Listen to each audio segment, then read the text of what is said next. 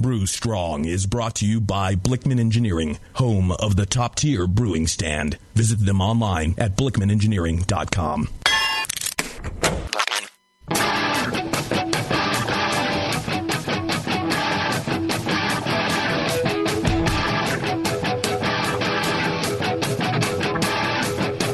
Brewers, it's time for the beer radio you've been looking for. This is the show that dispels myths, tackles the toughest topics, and makes no apologies for geeking out on beer. Hosted by two guys that drink before they think, Jamil Zainasheff and John Palmer. This is Brew Strong.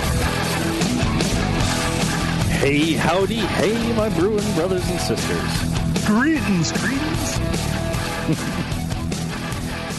Speaking of cretins, went up to so after our lovely trip to Singapore, and I tell you, so I'm in Korea. I'm eating street food. I'm getting coughed on and sneezed on in the subway. Same thing in Singapore. Yeah. Same thing in Japan. I'm fine. 3 weeks, no problems. Not even so much as like a fart. Doing great.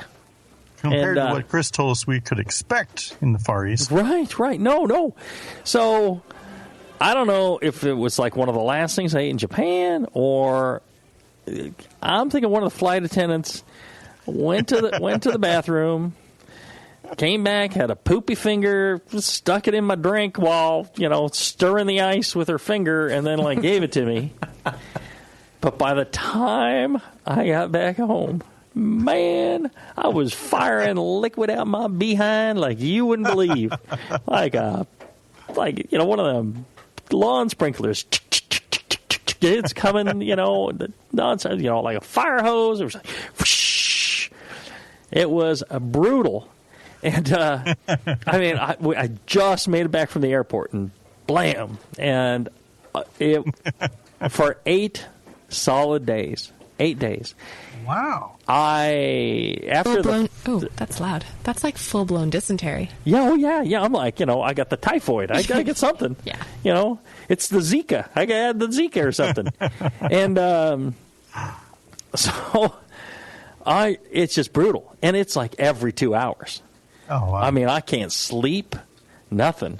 And, I know, hydrate, all this stuff. So I'm doing all that.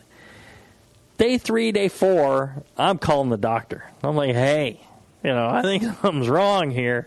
Maybe we ought to check this out. And they're like, all right, we'll do some stool samples, but, keep hydrating and, eat a bland diet. I'm like, a bland diet?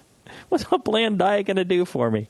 And, I understand the hydrating part, but, how about throwing me some miracle meds or something? Kill the butt slug that has taken residence up in my gut.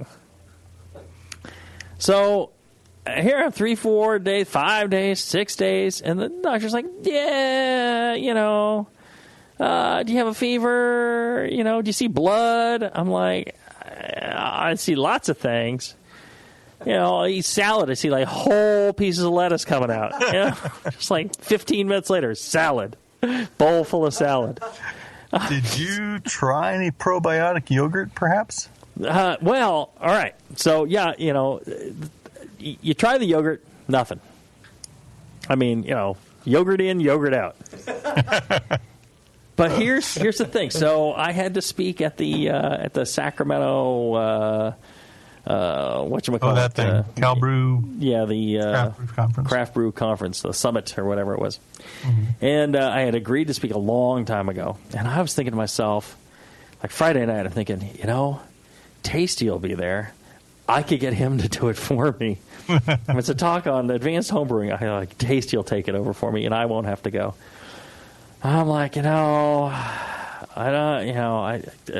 canceled so many things during that time, including this show and other shows and other stuff, that I'm like, no, I just, I'm not that bad. I'll just go and, tough it out. I'm getting there. I'm dizzy. I can't. I ended up like sitting down on stage. I'm just like, I had to tell everybody, I'm sitting down because I don't have any strength left. And because it's been like 8 days, no sleep, no food staying in me. And we were giving out cans of Evil Twin during the talk. And I'm like, yeah, I'll take one. So they're telling me avoid alcohol. No, I drank some Evil Twin. And I think, the antibacterial nature of hops? Twin has a massive amount of hops in it. Not high alpha hops, but a ton of hops in it. And I swear, drinking that really just, after a few minutes, it calmed my stomach down. I think the alcohol kind of, deadens the nerves. And I think the hops started killing everything off. And so I drank that. I think I drank another one. I was like, all right, that's helping. And then they're like, bland food. Well, I got Sunday before getting on the plane. I'm watching some football. I'm like, screw it, bland food. How much worse can it get? What is it, like fire going to come out my ass? So I have this garlic hot salsa. Mm-hmm. I'm like, chips and salsa, baby. A big bowl of salsa. Just want the full way. I'm going the exact I'm going to do it. Whatever my idiot doctor is telling me, I'm doing the opposite. My butt is hurting just hearing the story. So I'm shoveling in the salsa. I eat like half a jar of this stuff, including the chips, and I'm like, well, what the hell? Yeah. I mean, if it's going to go, it's going to go. Yeah, I can't stop it, So my wife drives me to the airport. I'm like, all right, maybe I better crap before getting on the plane, so I'm not blowing my guts all over the plane, But you think snakes on a plane is scary. Just wait until you see this. Different kind of snakes, huh? Yeah. Water snakes. No, at the bathroom in the airport, it's like nothing. I'm like, well, I don't know. Could come on any moment. But my guts aren't even gurgling. For 8 days, my guts have been gurgling nonstop. And it stopped. And it stopped pretty much after drinking the really hoppy beer. Drowned it in Evil Twin. I think I drowned it in alcohol, and I think if you go too high alcohol, I think that can be bad. That can give you the shits if you drink too much, right? It's like a bell curve. But just a little bit of alcohol, lots of hops, and then the garlic also is proven to. I mean, they have given garlic to cattle to reduce methane production. So it kills off the bacteria that produce methane. So I think all these things, instead of a bland diet, some hoppy beer, some chips and salsa, you'd be fine. And so I get to, from then on, nothing, no problem. As a matter of fact, the rebound effect of your body, I was constipated in Boise. I'm like, geez, I haven't crapped for 3 days. Plus, I was hungry. The other way. Plus, I was hungry because I had not been able to keep anything inside me for the past 8 days. And so I'm like shoveling in everything, and it's not coming out. I'm like getting bigger and bigger. I'm like, holy crap. I'm like, I better eat something really greasy. And, my wife's like, no, don't do that. I'm like, no, the greasiest thing I can find. And, Jamil, you're the only non-Jewish person that I know that can fill up 15 minutes talking about bodily functions like this. But it cured me. It totally cured me. I think if I had not drank that beer and eaten that spicy salsa, that I'd probably still be sick. But whatever it was, killed it off. I'm prepared to believe that. There you go. I'm just saying. Mm-hmm. I'm sure our good friend John Blickman would agree with me. Oh, yes, I bet you he has many similar stories involving his bodily functions. True. Yeah. I'm sure if he was in the toiletries game instead of the homebrew game, well, he'd come up with some new inventions. Yes, we have talked inventions a couple of times. Yeah, things that could help the avid brewer in the sanitary area. Yes. But, so far he felt that was not his core business and hasn't come out with them. So it's core business. Wait till he's got 8 days after coming back from Asia, And it'll be on the forefront of his production schedule after that. I can pretty much guarantee that. Well, if you like our good friend John Blickman's gear, he's got amazing stuff. He's got all the Tower of Power.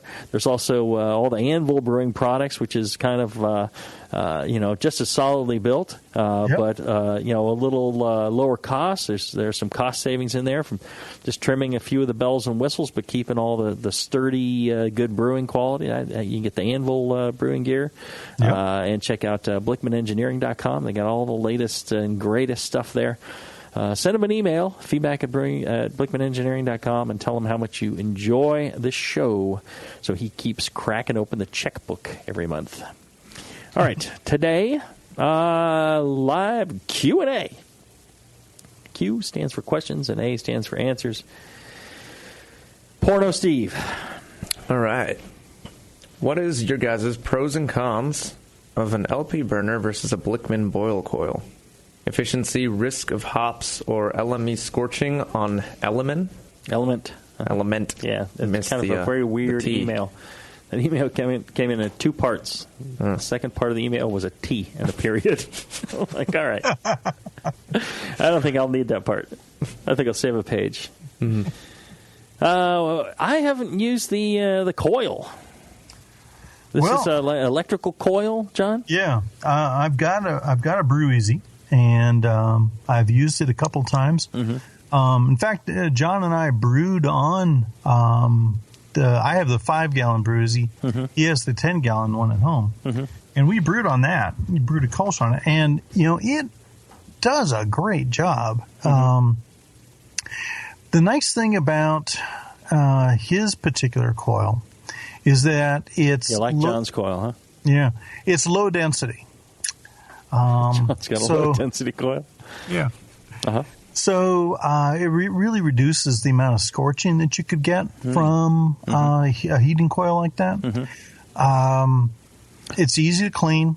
Right. You can take it out if you want to and clean it separately. But like I say, it's like 3 loops around the inside of the kettle, and a lot of surface area. Therefore, not as hot in any particular zone. So you reduce the scorching, but it'll bring the water to a boil within 20 minutes. Same as a burner. Well, a couple of thoughts from my end is you always want a coil that's easy to remove and clean, because if it's not, it just becomes a baked-on nasty mess, and that's no good, because you can scorch those compounds, those proteins and stuff, and that can end up in off flavors in your beer as well. I like the low density, not only because of scorching, but just because of thermal loading. That's one of the drawbacks to, we talked about that a couple shows ago. Yeah, when you have a big ring burner and there's lots of little jets all the way around, that's much better for your beer, I think, than a single jet that's focused on one spot of the kettle. I think you get I think that's not as good a solution as the spread out thing. And for the same reason on this coil, I think that could be a real benefit. Yeah. As far as LME scorching, if you dissolve your LME in cold water first, it gets mixed in really nice, and then you can just pour it in, and it's much harder to scorch the LME. Right. DME. LME, you can mix it in with some hot water separate, and then pour it in same way. So you don't just throw a glob in the bottom. You could take a separate little pot, take some liquid out of your kettle, mix it with your LME, get it thinned out, then pour that whole thing in. Good point. And then scorching is just a thing of the past, no matter what system you're doing. Otherwise, turn off your burner, whatever it may be, and pour in your LME, and then stir. But, still, since a lot of times where it's dark, it's hard to see whether you've dissolved the LME or not. Yeah. So there have been several times brewing on a stovetop where, the kettle's sitting there, you pour the LME, and even though the heat's off, it'll still stick to the bottom. Right. And I've seen flakes floating around afterwards, little black flakes. It's like, darn it, I should have stirred more before I turned the heat back on. Right. Yep. So I always liked, I did malt extract for, I don't know, a year or two. But I pretty much found the easiest way is to just, dissolve it first in something else. Yeah. And then there you go. All right, good question. Let's take a short break, and when we come back, we will have more of your questions right after this. Are you looking for a simple brewing system that's great for all grain brewing, but everything on the market seems to be full of compromises? Blickman Engineering has the answer. The Blickman Brew Easy All Grain Brewing System. The Brew Easy is a complete system with easy upgrades and a beautiful compact design, perfect for any size brewing location. At its core, the Brew Easy is built on 2 gorgeous Blickman Boilermaker brew kettles, a high-temperature March pump, and either a top-tier gas burner or the new boil coil electric heater. The Brew Easy adapter lid allows the pots to stack on top of each other, forming an efficient, strong, and compact brewing setup that comes in 5, 10, and 20-gallon batch sizes. Upgrade your Brew Easy system with full automated control by adding a Blickman Tower of Power temp controller, and make moving around easy with the Blickman Kettle Cart. The Brew Easy is modular. If you already own a Boilermaker kettle, you can build your Brew Easy by purchasing just the modules you need. The new Brew Easy all-grain brewing system. See it today at BlickmanEngineering.com and brew with Blickman quality on your new Brew Easy. Since the first time the Brewing Network microphones turned on, More Beer was behind it. More Beer sponsors the programming on the BN because, like you, they love brewing. And like the Brewing Network, they love sharing their knowledge. Morebeer.com isn't just a website to place your next equipment or ingredient order. Morebeer.com also gives you access to free beer information that will make you a better brewer. Go to morebeer.com and click into the Learning Center. You'll find podcasts, technical facts, video tutorials, and more, including access to The Buzz, More Beer's social network of more than 5,000 members. And some of them might even be crazier about beer than you are. Get over to morebeer.com today and take advantage of The Buzz, the forum, the Learning Center, and make sure you're signed up to receive the newest More Beer catalog. More Beer, bringing you absolutely everything for beer making. When I order a beer, I want my server to know more about it than I do. I want someone who enjoys good beer and loves helping others enjoy it too.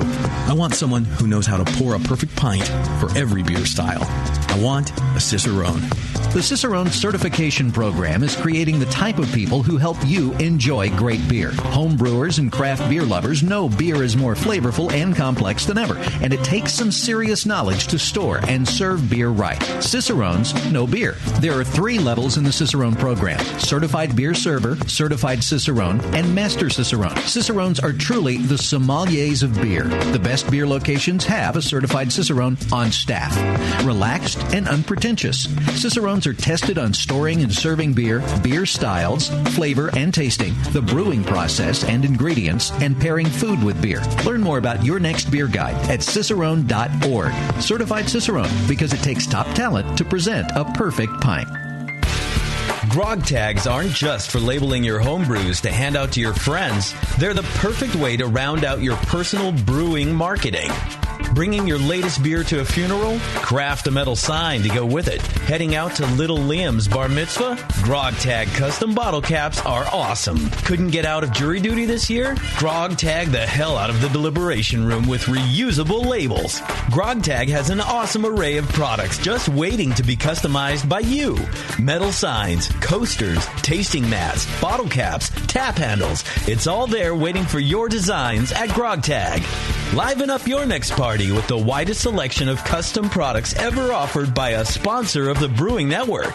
Grog Tag. At least your beer will look good. The 21st Amendment. Watch out! Do you like beer? They make beer. Watch out! Do you like friends and fun? They make friends and fun. Watch out! Do you still like to have a good time? The 21st Amendment. Watch out! The 21st Amendment in San Francisco, located at 563 2nd Street, 2 blocks from the building where baseball is seen and played. Try their beers in the pub or try them in the can, featuring Monk's Blood. Made with real monk. Watch out! So why not have the best time of your life? Go to the 21A and Sean O'Sullivan will personally greet you with a can of Monk's Blood. The 21st Amendment. Watch out! This advertisement is not in any way affiliated nor associated with the 21st Amendment Bar and Pub, nor its subsidiaries or affiliates. This telecast is not copywritten by the 21st Amendment for the private use of the Brewing Network. Any use of this telecast without Jamil Zainashev's consent is prohibited. Suck it, JP. Back to the beer guys that make other beer guys look like wine guys. Brew Strong.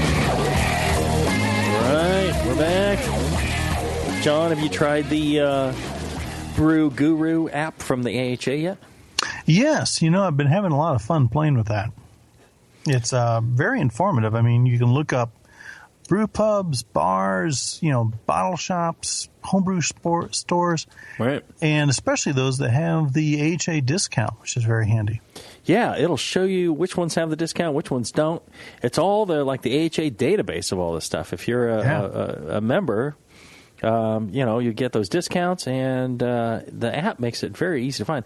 I found that app to be quite fast. Even the mapping of what was around, it seemed faster to me than Google Apps or Google Maps.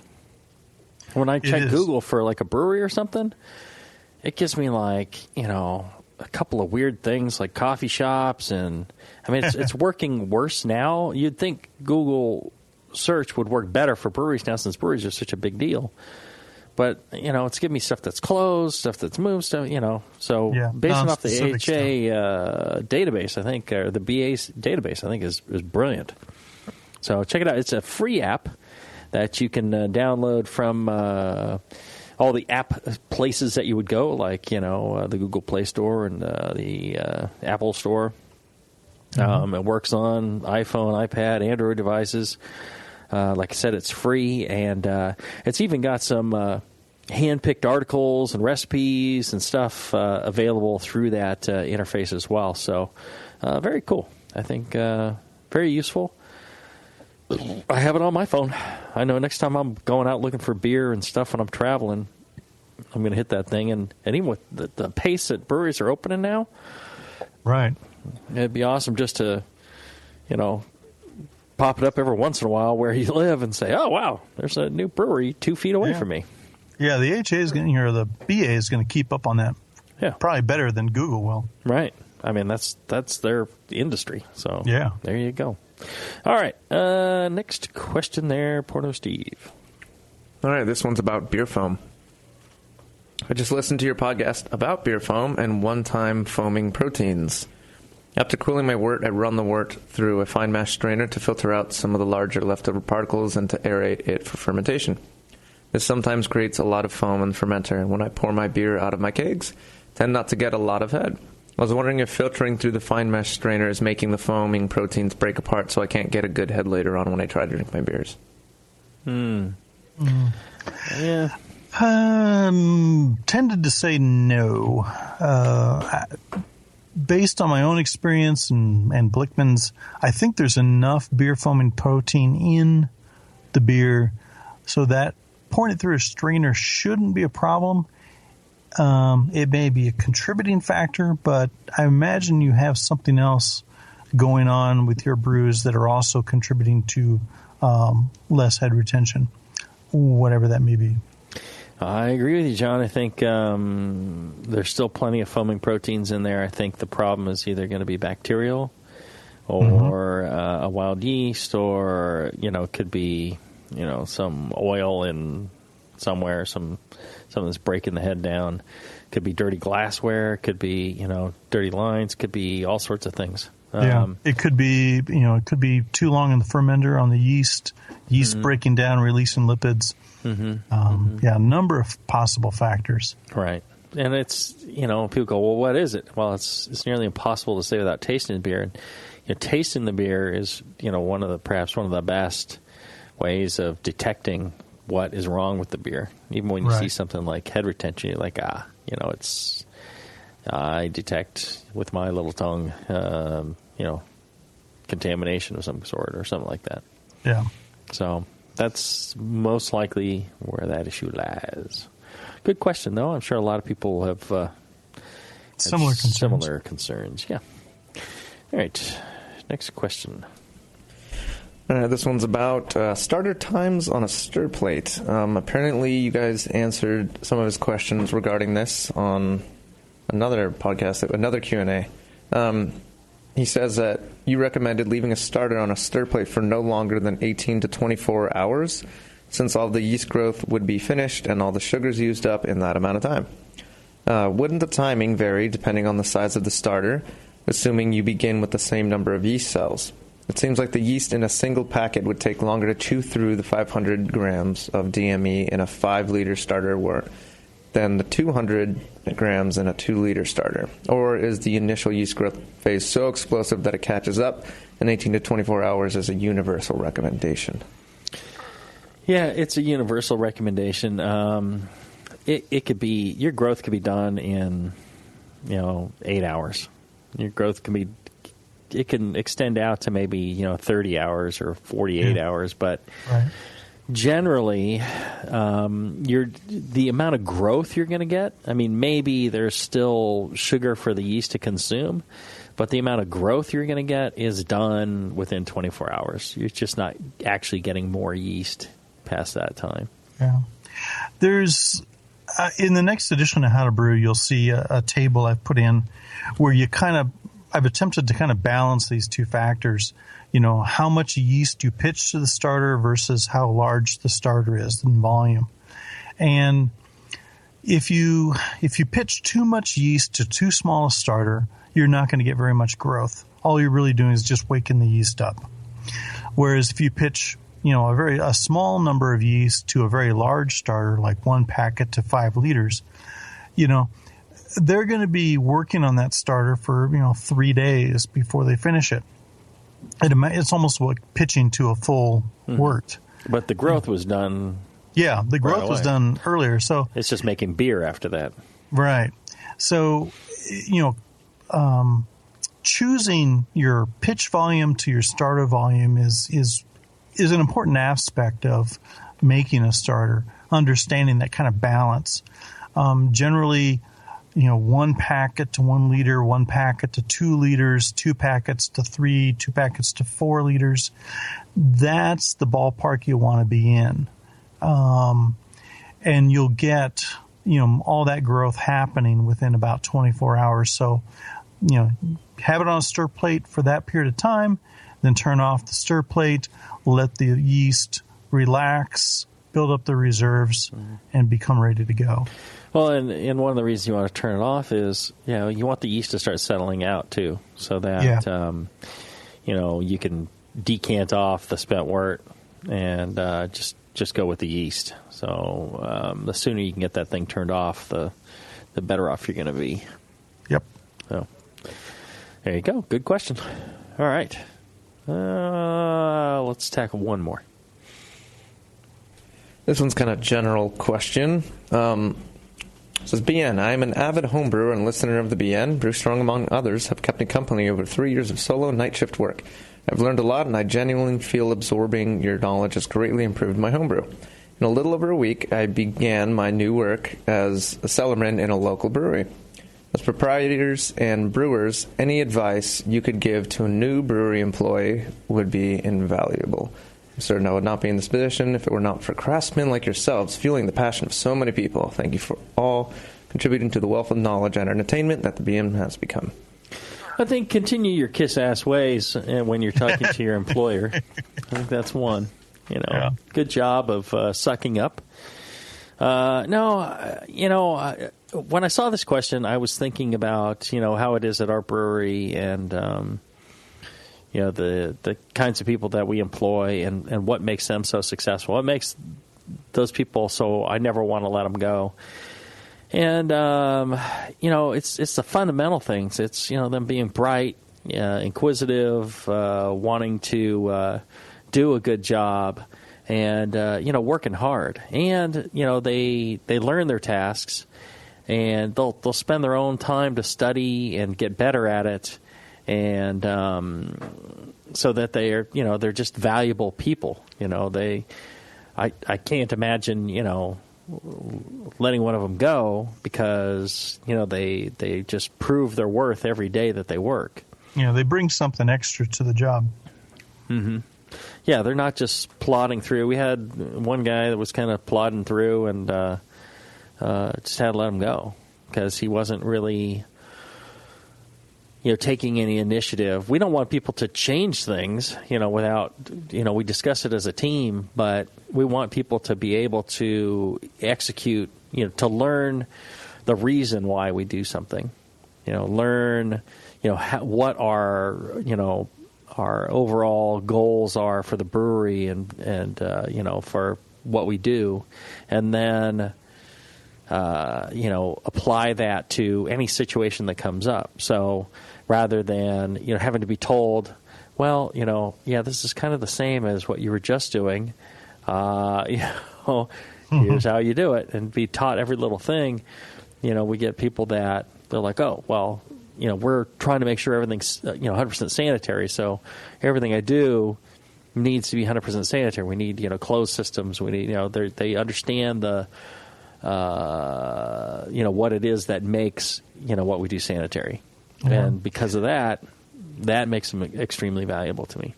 Jamil, you gave a really good talk there at the Southeast Asia Brewers Conference on quality and what quality means to a brewery. Well, and I think a lot of those points, funnel into this question, really. Mm-hmm. Where you think about quality all the time, and it's part of, your job as an employee at a brewery. Think about quality, think about what you can do to take that to the next level. I think you said it very well there. Some of those points may be useful here. Well, thanks. I think, like you're saying, you want people that are going to, benefit your brewery and ensure that, the production is of high quality. And if you have to handhold somebody every time, it's great to ask questions. It's a balancing act. If you don't ask enough and you think you know everything, that's a dangerous employee. Right. Because you may not. But, you should be able to say, hey, I just wanted to double check. I'm thinking of doing this way. This is the first time I'm doing it. I just want to check with you. This is, the way you want things done. And, this is why I'm doing it that way. They'll be impressed. They'll be like, oh, great. They're checking to make sure because it's the first time they've done it. But they also understand why it is we do things the way we do them. That's a great employee versus somebody who either doesn't check and screws things up or checks every time and never learns the concepts and has no idea what they might be. Right, right. There you go. I think... unless you got more to add to that, John, I think I'm dropping the mic on that one. Yep. All right. I'll tell you what. If you want to learn about the craft of brewing and a lot of brewing industry stuff, you want to pursue a career in brewing in the beer industry, you're going to want to check out the Business of Craft Beer. It's a class being offered by the Food Craft Institute in Oakland, California. The course is going to run from October 22nd through November 19th, so you're going to need to sign up for that thing right away. Enrollment deadline is October 10th. Even if you're a little late, just get a hold of them, see if you can squeeze in there. Course curriculum covers everything from recipe development, brewing techniques, sourcing ingredients, equipment, permitting, licensing, business planning, finance, marketing, all taught by brewery owners and industry experts from throughout the Bay Area. They're going to do beer style and off-flavor tasting workshops by Nicole Ernie. They are going to visit some breweries. They're going to visit 21st Amendment, Drake's, Fort Point, and Magnolia. So for more information, go to foodcraftinstitute.org and hit the courses menu at the top. All right, let's take a short break. When we come back, more of your questions right after this.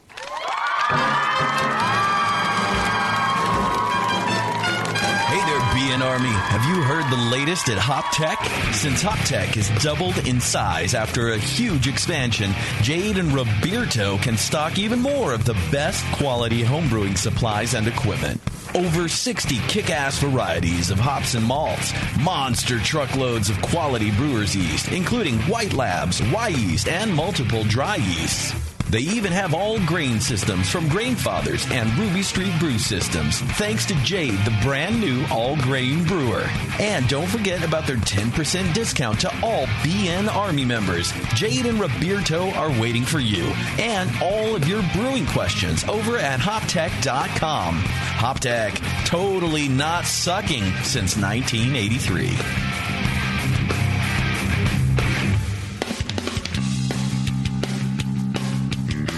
Hey, my brewing brothers and sisters. This is Jamel Zanishev, and I want to tell you about Heretic Evil Twin. You might be familiar with my homebrew recipe, which uses massive late hopping to create a balance between the malty sweet and the hoppy bitter, along with an outrageous malt and hop character. I wanted a beer with the same bold hop and malt character, so we played around with the homebrew recipe until we were able to make a great commercial version too. We've created a beer rich in malt character, full of caramel, toast, biscuit, and an ever so subtle roast note.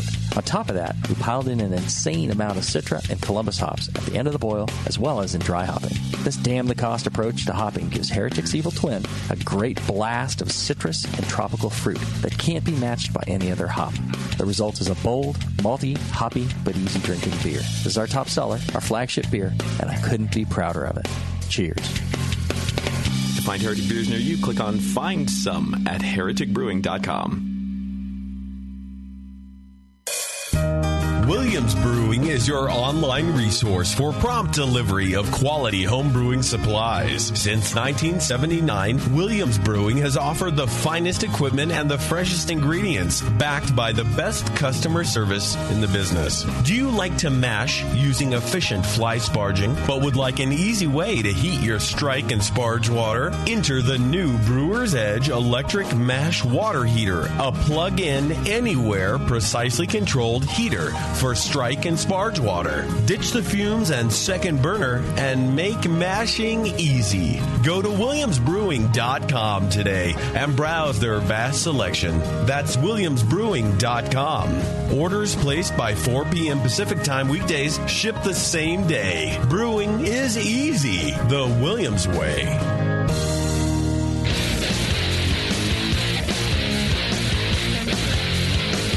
Back to the two guys that know how to turn beer into beer. This is Brew Strong.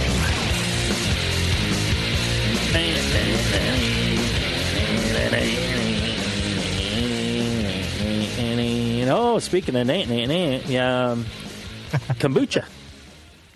John, are you interested in making kombucha? You know, I am. I had some really good kombucha beer last week. Yeah, you want to turn it into a business, or you need just a refresher on your best practices? I think a refresher is probably what I'm looking for. Well, there you go. You can join White Labs for a 2-day course taught in collaboration with Manna Nova. Instruction is going to cover the science and process behind kombucha, from microbiology, fermentation, formulation, scaling up, and choosing the right equipment, to dealing with common issues. You know them common issues with kombucha. Oh, yeah. Oh, yeah. I don't know what those are, but hey, yeah.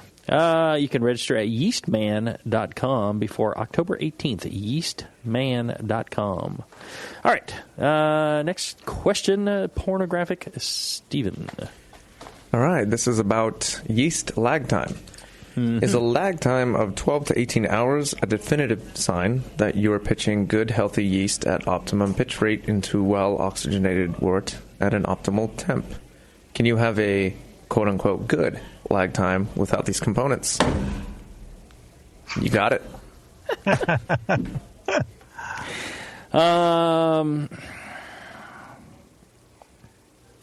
Well, you know, so lag time is really dependent on growth and a lot of other factors. You know, what nutrients you're providing, your pitching rates, you know, a lot of different things. So I think it's possible to have shorter lag times and better situation. I think, you know, if you start getting up past, I think, 24 hours, that's kind of a bit long of a lag time. You should see some activity, in the 12 to 18 hour range. I generally, so to go back to one of the earlier questions of, 18 to 24 hours on growth, growth is also what's happening when you pitch your yeast into your beer. And it's that time of growth that's happening, and then, it switches over into fermentation. And, I think if you're getting fermentation like in an hour, you're not getting any growth. True. Starting to see some fermentation at 8 hours on, yeah, okay. 8 to 12, yeah, all right. If it's taking longer than, 1824, then I think you got a problem. Probably have a leak in your airlock, for one thing. Did you say I have a leaky airlock? Yes. It's just dripping. It's not leaking. Yeah, I mean, I agree with what you said, Jamil. I think lag time is adaptation. The yeast are thrown into an environment. They've got to look around, see what enzymes they need, see what, start their protein and amino acid synthesis, lipid synthesis, taking up oxygen. Once they've done that, they're going to start growing, and they're going to grow a little bit in physical size, and then they're going to start reproducing. A long lag time can mean that there's not enough nutrients in the wort for them to, do much growth early on, that they're struggling to adapt and get down to work. Very short they're lag having time. To make sterols from oxygen and lipids. Right, but they're struggling with oxygen and one of the better ways for it to be making lipids. Yeah. So sterols. Long lag time can mean low oxygen levels. It can mean that the temperature's too cool. Short lag time could mean you potentially overpitched. There's a lot of factors that could be causing changes in lag time. But once lag time's over, they're going to start reproducing and start attenuating, and they're going to do that until they run out of their guts or their lipid reserves that allow them to divide. And once they do that, that's when they start flocculating and basically stop fermenting. So pitching rate has a lot to do with it as well. Did we answer the question? I think we did. We tried anyway. All right, next question. Good morning, all. I was just listening to a recent Q&A episode, and you were talking about adjusting pH with lactic or phosphoric acid. For the past few years, I've been using citric acid. I'm guessing citric acid has a more pronounced character than lactic or phosphoric, but with the amount I use, which is a little more than 1/4 tea for a 5-gallon batch, I don't taste it. Neither have any of the judges and competitions I've entered. Is there any reason to rethink using citric acid for pH adjustment? Well, no, if you're not tasting it, then you're probably fine. Right, but I think it's going to depend on, for that, maybe for this one person where their water is real soft and there's not a lot of buffering of the water. Yeah. That tiny bit of acid is enough. But if someone else were to hear this somewhere else where they have more highly buffered water and they need a ton of acid, it's going to be tasted. And maybe this person's referring to, maybe they're just brewing, hoppy IPAs and pale ales, and a little bit of citric character is fine in those beers. But if you're making a German lager, or you're making, a porter or something like that, you don't want that kind of character in there. So I think that there's reasons not to use citric acid. I think it's fine when you're doing something like I'm saying, fruity or something, where that character could be, ingrained in what you're doing. It could even be helpful. But, use caution. It's not, okay across the board. So maybe it's fine for him. And just saying, oh, no judge ever tasted. Well, maybe not. Just depends. So maybe he's been supplying it to lousy judges. Who knows? Pardon me. Not like sober people like me. Yeah, that's a good answer. Okay. Cool. All right. Let's see. We got one more on your end there, Porno Steve. All right. Yep. Let's read that one. This one's about calcium and flocculation. Oh, yeah. Hello, Jamil and John. Does WLP001 or Y yeast 1056 need a higher concentration of calcium in the wort when used in higher gravity wort such as 1.060 to 1.070 versus a lower gravity wort such as 1.040 to 1.050 to help facilitate flocculation? Well, I'll start. Jamil, you may have more practical experience to throw at this. From what I've read in the literature, only a small amount, like 5 ppm, is actually necessary for flocculation to occur. The recommendation for 50 ppm or 100 ppm to encourage good beer clarity, that's probably due to other effects on clarity, such as, protein coagulation and so on. I have not seen anything published as far as calcium concentration as a function of wort gravity or beer gravity, as far as optimal beer clarity. Jamil, anything in your experience shed a light on this? Well, I think as your wort gravity goes up, assuming it was with malt based, you tend to get minerals from the malt and increasing concentration as well. So you can get calcium from the malt. You can get other minerals from the malt that can take the place for flocculation, right? And so because it's a higher gravity beer, there tends to be more in there already, so you're good, right? Yep. So I would tend not to worry about it. I'd never heard of that as an issue, but, good thinking. I think the listener is, grasping the concepts of, maybe this is different in this different kind of situation. And so it's a good question, one that I had not thought of before, but I think that's where I would go. I'd be like, well, it's probably taking care of itself. Yeah. I guess one other aspect would be that higher gravities are going to have more protein, more potential for oxalate formation, which could pull more calcium as a overall total calcium out of wort. But I would think it'd all be proportional. More malt, more available calcium, more calcium being used, probably. But we just don't have a lot of data on that. Right.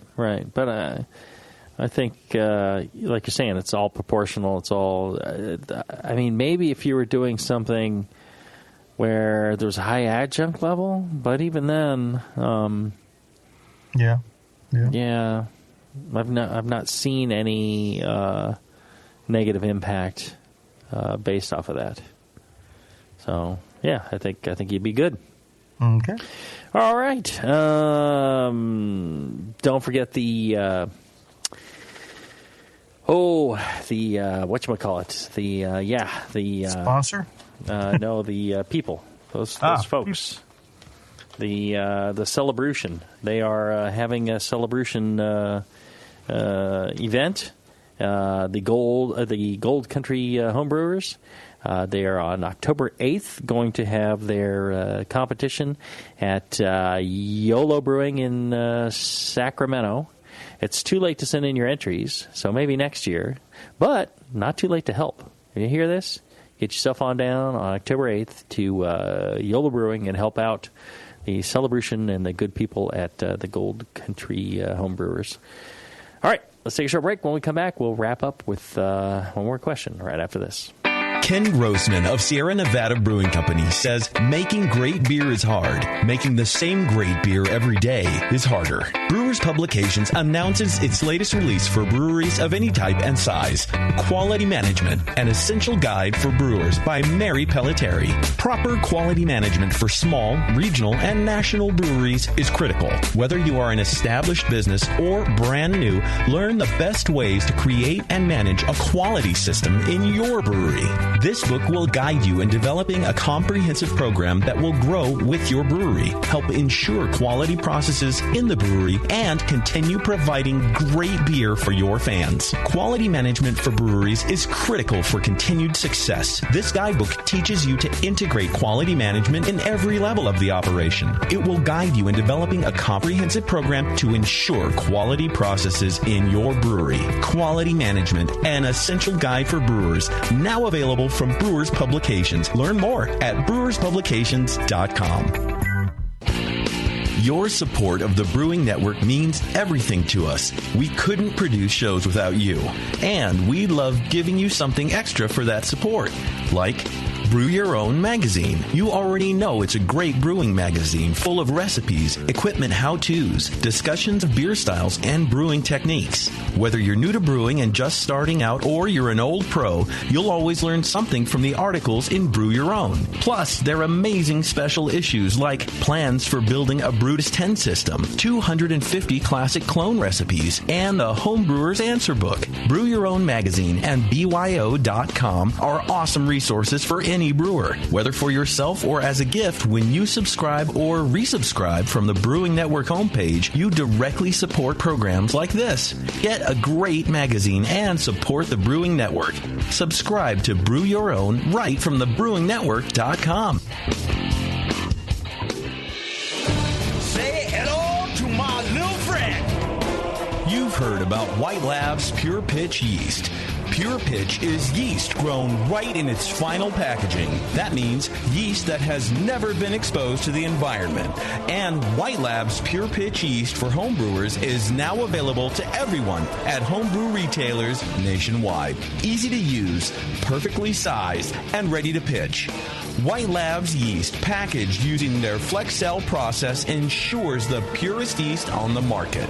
Visit whitelabs.com to learn more about Pure Pitch, Flex Cell technology, and how it's created. Then visit a homebrew retailer near you for your own perfectly sized package of Pure Pitch yeast. And you can say hello to your own little friend. www.whitelabs.com.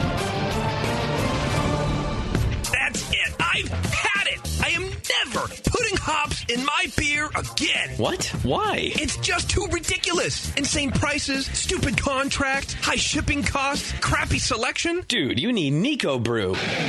Nico Brew will rock your f***ing face right the f*** off your f***ing skull. $5 shipping to all 50 states. Plus fantastic international rates get you low prices on Nico Brew's great selection of hops and more. Whether you're a home brewer, a pro brewer, or a homebrew shop owner, Nico Brew can get you the hops you need in increments big and small. Single orders, spot buys, or full contracts. And there's only one place to join the uber special secret elite bare bones club where you'll get the best deals anywhere. Holy shit. NicoBrew.com. NIKOBREW. Nico Brew, your bare bones buddy in the brewing business.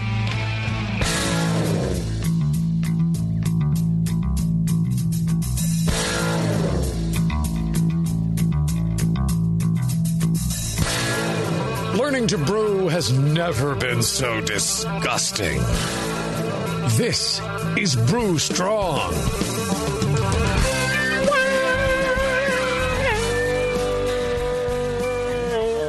If you want to learn disgusting homebrew, try some Dr. Homebrew shows.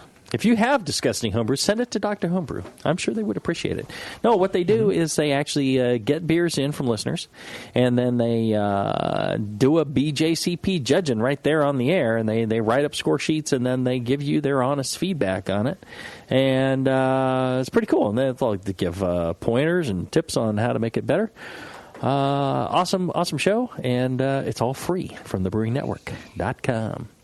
And if you have questions for Brew Strong, you can email them in to brewstrong@thebrewingnetwork.com, or you can listen live and you can chat with the lovely Abivo, and she will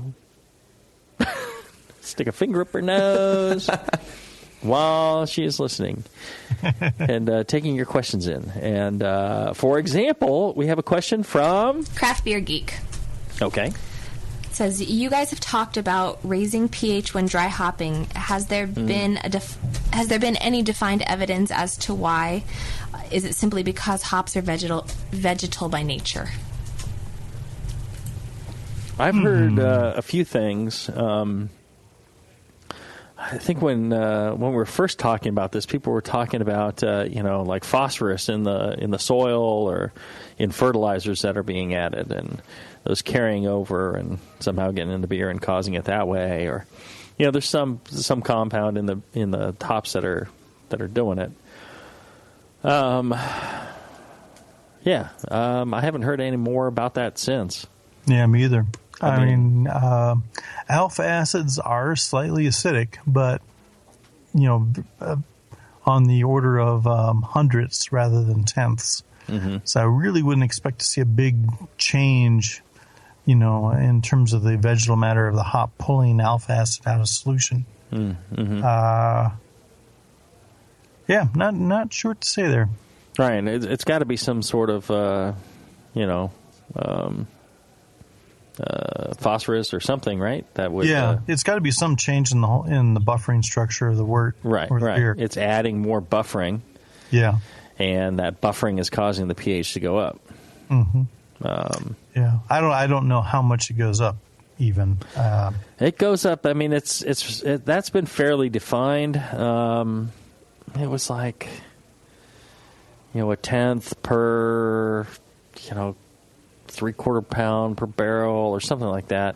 I don't remember the exact numbers are, but it's not unheard of to see trivial. It go up 0.3, a half.